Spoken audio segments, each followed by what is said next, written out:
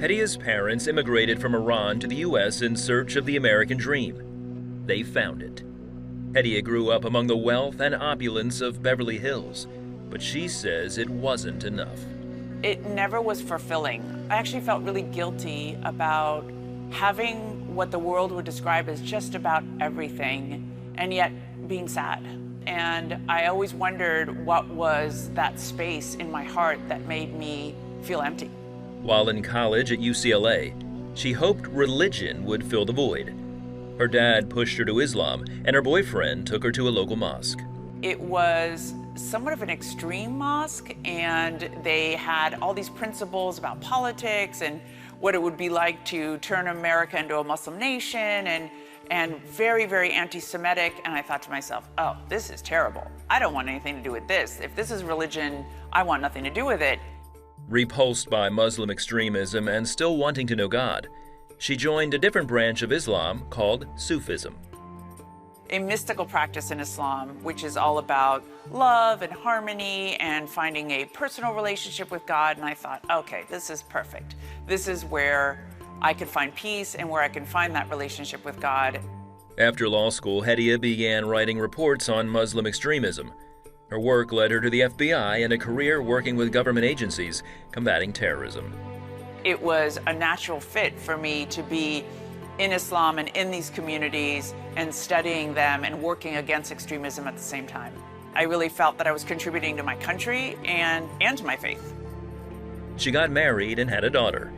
For years, Hedia maintained a strict adherence to Islamic law. It was this never-ending attempt to control your fleshly desires, your behavior in an effort to draw closer to God. You're always afraid of what he's going to do to judge you, and it's not about love at all. You were constantly praying to a God that didn't answer you. Eventually, she became frustrated that despite her efforts, Islam gave her no assurance of salvation. What they were telling me is the most important goal I had in my life, I didn't know if I was ever going to achieve. And that weighed on me extremely heavy. And as I grew older, and as my daughter grew older, this heaviness was intolerable. Then one day, after 22 years in Islam, Hedia took off her head covering. Her imams said her eternal destination was now certain. They told me I was going to hang from my hair for an eternity in hellfire because I took my head cover off.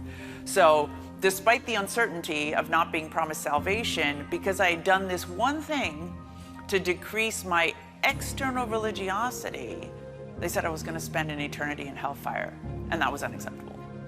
And I left Islam. It was devastating. It was devastating. I felt that I had no bearings underneath me.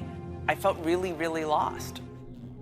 I was on my knees. I was in ritual prayer form of Islam, down with my head on the ground and just crying and saying, can you please reveal yourself to me, because I am so utterly confused on who you are. And it was in one of those prayers in my bedroom that I audibly heard the voice of Christ. And he said, Hedia, it's me. And it was extraordinary. To this day, I can tell you as if it happened yesterday.